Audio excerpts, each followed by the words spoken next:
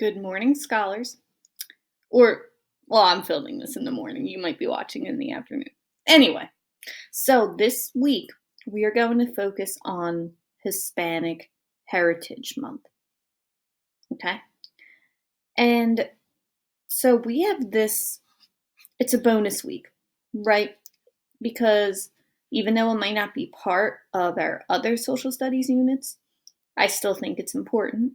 And I think that we can continue to think about people and how they treat each other fairly. Okay?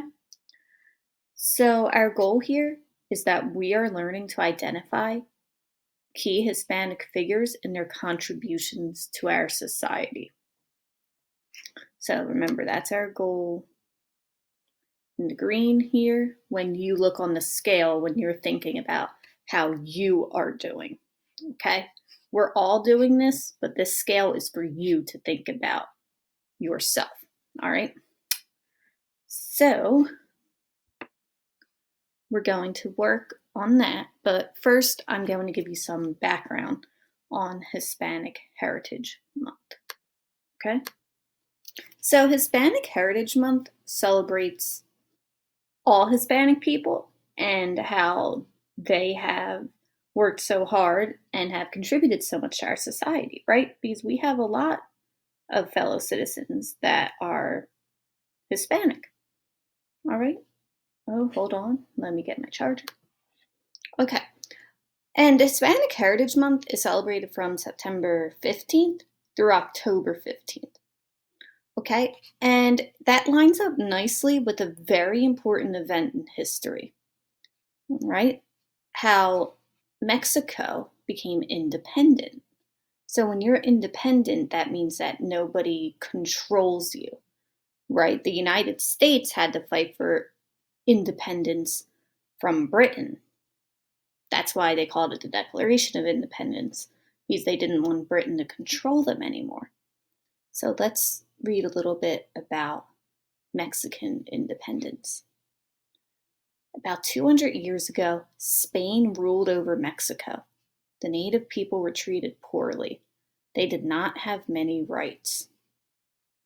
On September 16, 1810, a man named Miguel Hidalgo y Castillo made an announcement. He called on his fellow Mexicans to fight against the Spanish government, right? Because they didn't have any rights. So they wanted to stand up and say, we deserve rights too. The declaration was known as the Grito de Dolores. It started a struggle that made Mexico a free country. Hidalgo is now known as the father of Mexican independence. Kind of reminds me of how we have I shouldn't say we, the United States has founding fathers, right? Like George Washington, Ben Franklin. In the early 1500s, a Spanish explorer came to North America. His name was Hernan Cortez. He and his army defeated the native people. They took over the land that is now Mexico and they called it New Spain. And for 300 years, the Spanish government ruled over the land. So they took over Mexico. And even though people had been living there before, they said, this is our land now. Right? That was not right. Some people tried to fight back against the Spanish. Most of them were Criollos, or Spanish people who were born in Mexico. They were considered less important than the Spaniards. The Spaniards were born in Spain and they had most power. But the Criollos had more rights than native Mexicans. The Criollos did not include the native people in their struggles. The native people were treated very badly. They did not have much freedom. Miguel Hidalgo y Castillo was a leader in the church in Mexico. On September 16, 1810, he made a declaration. It was called the Grito de Dolores. The Grito called for the end of Spanish rule in Mexico. It also called for equal rights. So I'm thinking from last week, what does equal rights mean? Or what does it mean to be equal?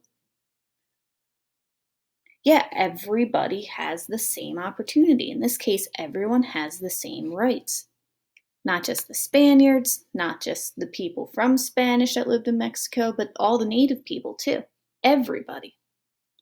Hidalgo invited people to join him in the struggle. Hidalgo led his growing army to Mexico City. There were many fights along the way. In 1811, the Spanish captured Hidalgo and killed him. Yeah, I know, that's really sad. All he was trying to do was get rights for everyone, but he ended up losing his life, unfortunately. Other fighters stood up to take his place. They led armies of native people in a war against the Spanish.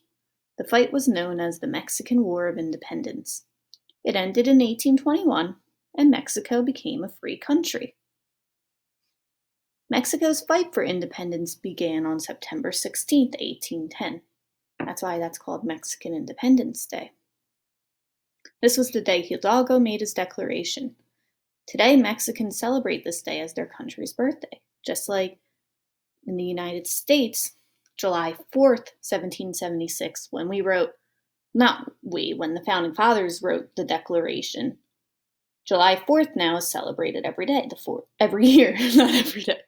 Sorry, the 4th of July, right? It's the same thing with Mexico. I'm curious, I wonder if some of you guys celebrate this. The celebration includes parades, bullfights, and rodeos. So those are just some things they do. People might celebrate in different ways, just like we all know that even though some of us celebrate the same holidays, we have different traditions. Okay? So, yeah, I mean, we know today that everyone deserves equal rights.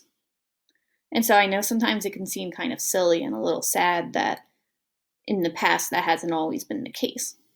But that's why we're working on learning. See, this fourth goal here, we might not get to that with this week. That's why it's the number 4 goal. That's why it's after we meet our goal. That's why it's always important, though, for us to think about, is everyone being treated fairly? And if that's not the case, then we are able to say, hey, this isn't fair, and we want it to change, right? Okay, so this week, as we do social studies, when we go back to our target, remember, we're working on identifying key Hispanic figures and their contributions to society. So we did identify a key figure today, Miguel Hidalgo. Miguel Hidalgo, I always say the name wrong, sorry. It helps when I have it in front of me. Miguel Hidalgo y Costilla. Yeah, so we learned about him and what he did. But this week, we're going to learn about some people that are a little more current. That means that they lived, either they're still alive or they lived more recently. Okay? So everybody's going to have a person that you are going to have the chance to read about, because it's going to help us practice reading informational text, right? Because it will be a text about someone, in this case, about someone. Okay? So you will have the chance. Tomorrow you're going to be assigned a person. You'll read about them. Like, here's just the first one that came up, Jose Feliciano. And then you get to tell us you get to tell your classmates all about them, because we're not all going to read all of them. Or at least not now. I'll put these on Google Classroom if you guys are interested in the other ones. But anyway, for now, so not now, that will be when we do social studies next on Thursday, you are going to be assigned a person. You're going to read about them, and then you're going to have the chance to share with us what you learned. All right? Well, thank you for listening, and I hope to see you soon.